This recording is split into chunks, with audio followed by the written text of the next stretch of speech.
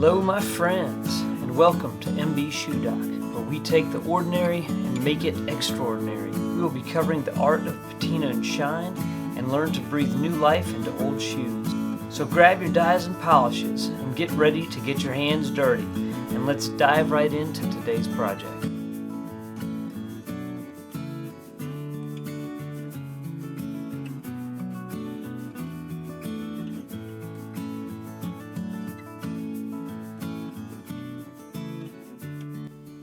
Alright, I've got a new and exciting project today. So you've probably seen I've done a few unboxings on TLB Mallorca, but this is going to be a little bit different. This is going to be a patina project. So this is an unfinished crust pair.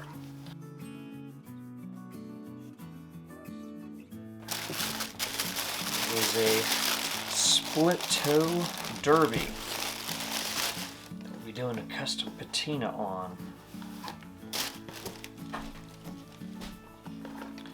So look at these beauties. Absolutely a gorgeous pair with the JR Redenbach sole. Beautiful. And just looking at the slim waist on this looks to be on the Artista. Yep. It says it here on the box that it is Artista. I could tell just by looking at that slim beveled waist. Absolutely beautiful. So we'll take a minute just to admire the beauty of these. A really nice kind of the hidden stitch here. So there's some stitch toe derbies that have more of a visible stitch line like this, where this is kind of stitched from underneath. So a hidden stitch. As I'm just looking at these, of course with TLB, just high stitch density, very precise, high stitch density in the sole, nice fudging work, really just a beautiful, beautiful shoe. Honored and excited to do a custom patina on these. Alright, I'm going to get them with the acetone. Normally I use thicker rubber gloves for this, but since I'm going to do just a really quick wipe down on this thing, I'm not really using the thicker rubber gloves here. Just a real quick wipe down.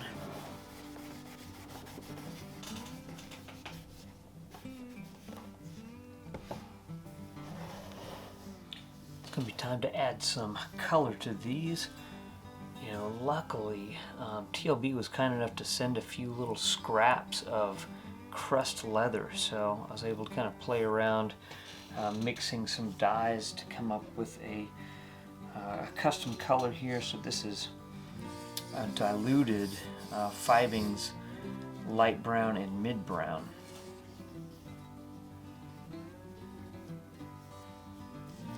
And really just looking to go pretty light here, and it's going to be kind of a slow process here. Don't want to go too heavy with the dye.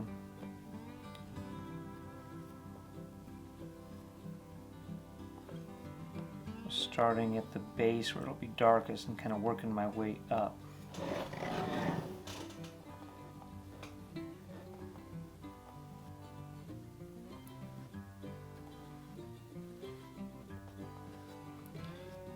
Comes across a little lighter or a little darker at first, and then as it dries it certainly fades a fair amount.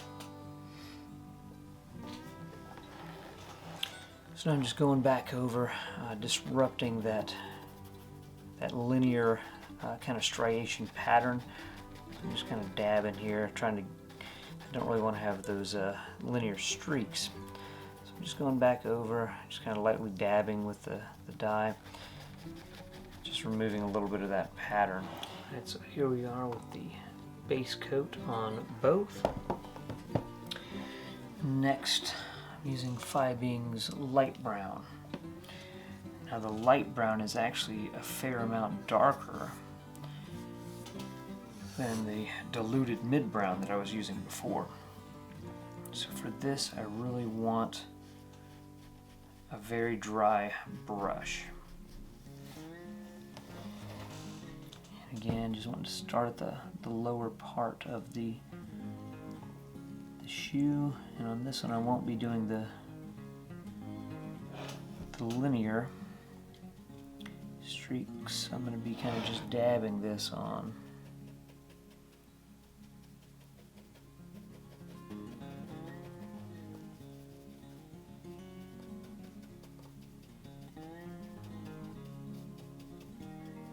It too will dry just a little bit lighter than it looks at first.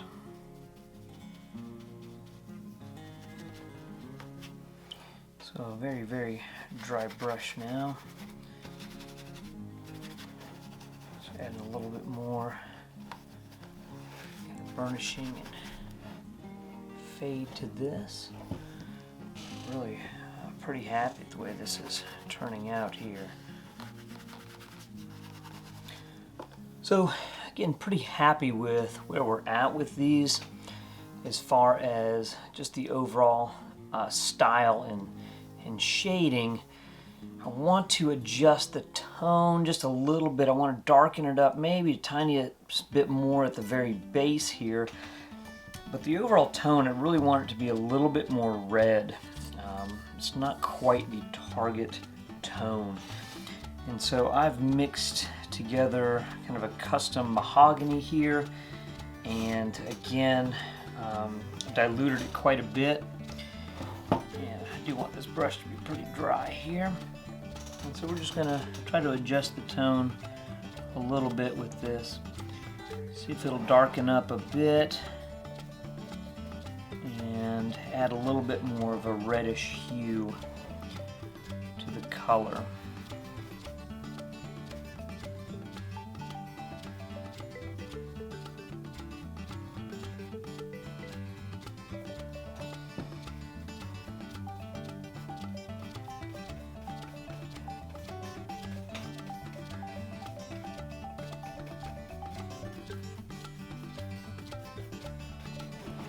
So at this point, I'm pretty well done with the dye work, and so now it's just more subtle changes of the color. I'm using this boot black cream polish. This one is a Champagne Sunset, and this one honestly doesn't have a color number, but kind of a burgundy, just adding a little bit more of a red tone. So really for this part, quite subtle. I mean, I am just barely dabbing my fingertip into the cream polish and just applying a small amount here, just on kind of like the toe and the heel, and it's just going to subtly blend and darken and just adjust the shade of the tone just a little bit. You can see that it adds just a little bit more red and darkens up that toe area a touch. And then I'm going to also use this lighter brown to slightly darken and kind of blend these areas. I don't want too much white here at the stitching, and so instead of going up with the dye, which could be just a little bit dangerous if you miss, I'm using this cream polish to even more subtly shade this kind of border here where it fades into that cream color. This is going to add just a real subtle little bit of color to kind of the edge there, and you can see right away how it darkens things up.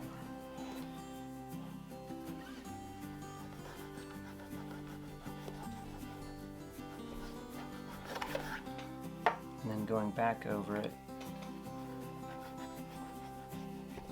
with that lighter brown kind of blends it all together. So it's going to be a little while of playing with this.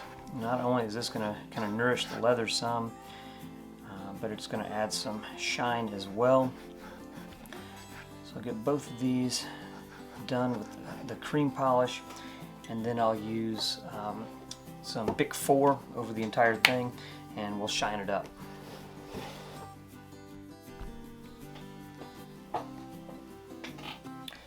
I made a slight alteration on these. I had previously left kind of a white space at the top, and I went ahead and just carried dye all the way up to the edge, but still leaving a slight little edge of white or cream around the stitch line here, or the apron. But I think it looks a little bit nicer having carried it up all the way to the top of the shoe at the back, and I really like the nice fade. Really the next step here, I'm going to do the sole edges, and then we'll do the sole itself. So I'm going to take the diluted mahogany color that I used earlier. I'm going to use that on the sole edge.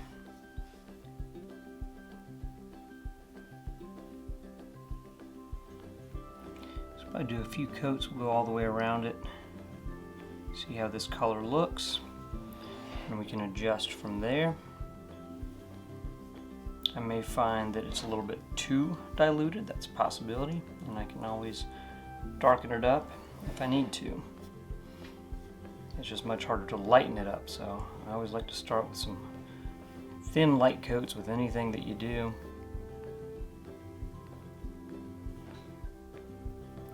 Adding some color to the sole using that same mahogany that I used on the sole edge.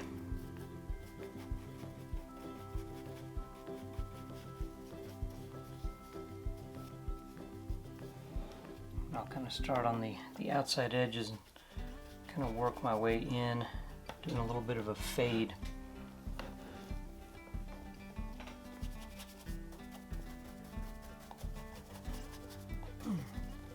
Switching to the second color, which was the lighter brown that we had used earlier.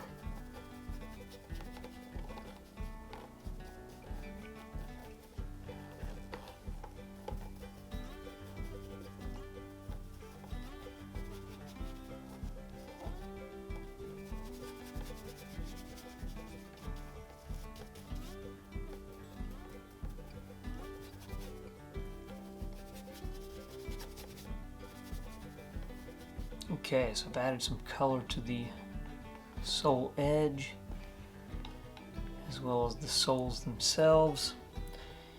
And really now I'm just looking to shine them up, and they'll be ready to go. So I'm going to start by reconditioning everything. I'm going to use this Bick 4. I really like this conditioning lotion because it does not tend to darken the leather. It tends to have the least amount of effect on color change. It doesn't remove much dye. That's really what we're looking for here, is to preserve all the work that we've done. So I'm just getting a little bit on a cloth here. I'll just go over the entire shoe with it. It'll tend to maybe pull off a little bit of color, but it shouldn't be too much. After I've rehydrated the whole shoe, I'll give it a quick little brushing here, and being careful not to go across the vamp. Even this is a pretty clean brush. It's been used on a lot of different shoes and certainly could have some cream and some polish and some pigment on the bristles here. So we're just trying to keep it on the rest of the shoe, staying off the vamp here. For the vamp, I do want to put some sort of cream on there. I'm going to use this neutral luster cream by Angelus. It should form, a little bit of a top coat here, just to kind of protect it. And it'll darken up when I first put this on here, but it'll dry neutral.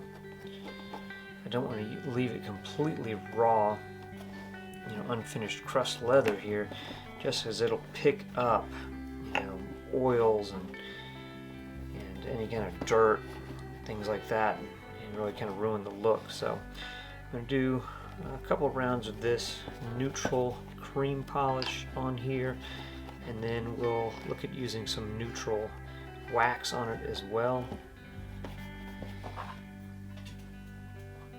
Using some Saphir mirrorgloss in neutral. I'm just going to apply a little bit here, primarily on the toe and heel, trying to build up a a neutral base of wax so we can get that high shine finish that we want. But I like to get 3-4 coats. Really try to get a nice solid base, get it built up above the level of the pores in the leather. That's how you get that mirror shine.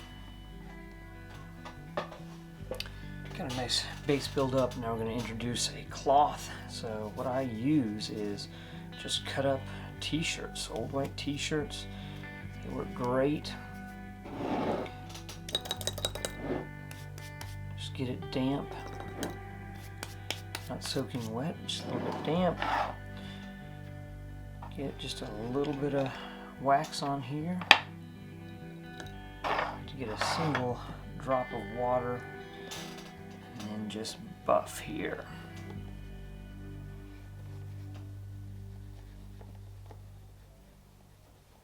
So just smoothing out those layers we added by hand, and adding just a little bit of additional wax here.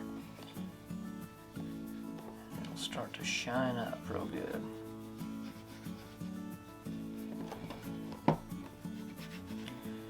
Something else, as it fills in the pores and shines up, it tends to look darker. The shinier it is, the darker it appears. So, you always want to do your dye work just a hair lighter than what you really want it to be. Because when you condition and shine, it's going to tend to go a notch darker still.